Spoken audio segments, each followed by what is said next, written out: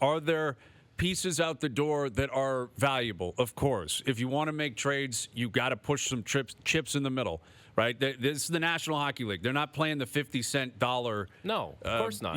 That ante game at the casino down the street. That's not going to happen. You have to pay a price.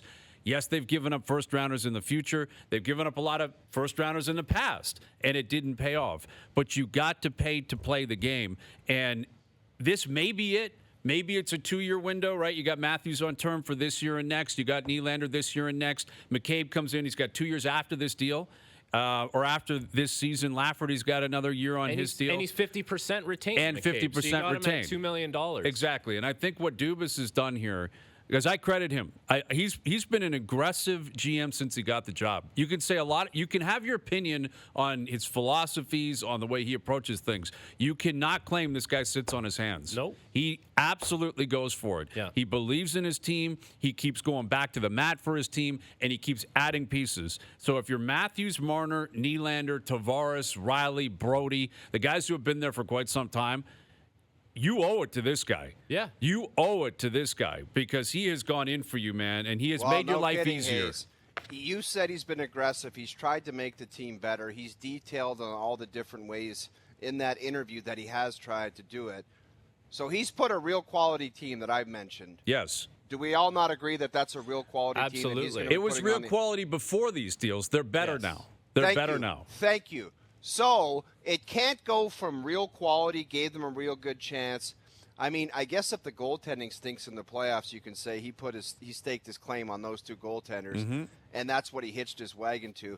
But you can't just say he's a dummy and he put a bad team together. No, you can't say he's a dummy because all these trades that he's made over the years, too, it's like he's always kept the blue chip prospect at the time. Remember when Liljegren was the kid in the minors? It was like, Sean Durzee's the guy. Carl Grundstrom goes out the door. They're good players, but he always managed to keep that one piece. And this year it's Matthew Nyes who he still has. So he's made trades. He's acquired pieces that he wants to bring in, big-time pieces. And he hasn't really had to mortgage too much. He's found ways to get teams to take on Anderson and Gogolev, or like you name it. Like there's contracts that have gone out that don't really matter. Did you guys see that package that went out the door from Tampa Bay for that Jeannot kid? Yeah. I thought it was the Gretzky trade. I'm like, what? That was a lot of pieces for a holy crap good player, but like a third-line player. Like that's what he is. But here's what I think Dubas has learned from Tampa over the last 3 years and from Colorado, because I have found it humorous the last almost 24 hours since that deal went down. The people goofing on Tampa as if they care what anyone thinks about the way they operate. No. And if they haven't proven for the last 3 years, this is how you have to operate. Because if you find a player you like, you pay for him. You go out and get him.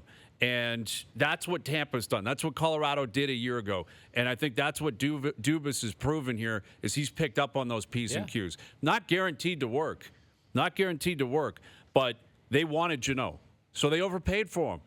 The Leafs wanted McCabe. I guarantee you there was other packages on the table for McCabe and Lafferty. The Leafs paid a little bit more to get the deal done. They would have had to. Same thing with O'Reilly and Achari. A little bit more. Because if you want to give your team the best opportunity, you got to pay the price.